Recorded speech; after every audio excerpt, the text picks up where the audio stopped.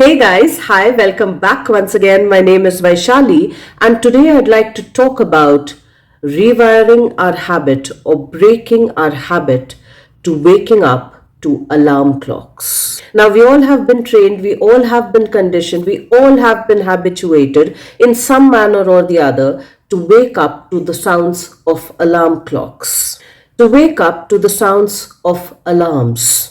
And since it's a habit, since it's a practice that we've done for so long, we've normalized it.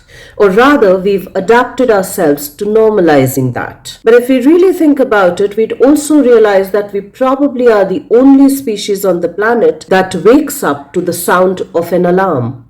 And not just that, but it's an artificially implemented alarm system. It's an artificially implanted alarm system. And if we look at the natural world, which we naturally are a part of, we'd also realize that there is no other species on the planet who wakes up to an artificial alarm system, who needs an artificial trigger to wake them up.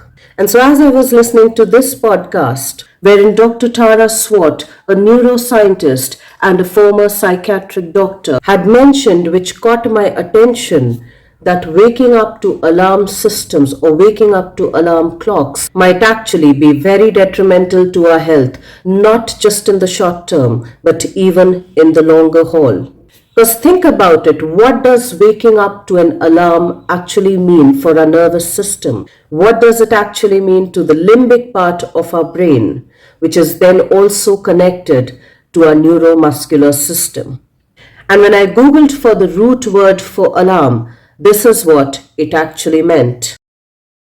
And if this is how we've been waking up, and if this is how we've been habituated into waking up, and if this is how we are habituating our next generation into waking up, in a way we are telling ourselves, in a way we are telling our neuromuscular system that there's an enemy around, that there's a threat around to which we need to suddenly wake up with a jerk. There's a threat lurking around which we need to face and which we need to confront, quite naturally triggering our sympathetic nervous system, which quite naturally then calls for fight, flight, or freeze response, which then quite naturally, suddenly and shockingly pumps up our blood sugar levels. It quite naturally also suddenly and sharply drives up our cortisol levels. And since our entire system works in this beautiful tandem, it naturally has an impact on our heart. It naturally has an impact on our liver.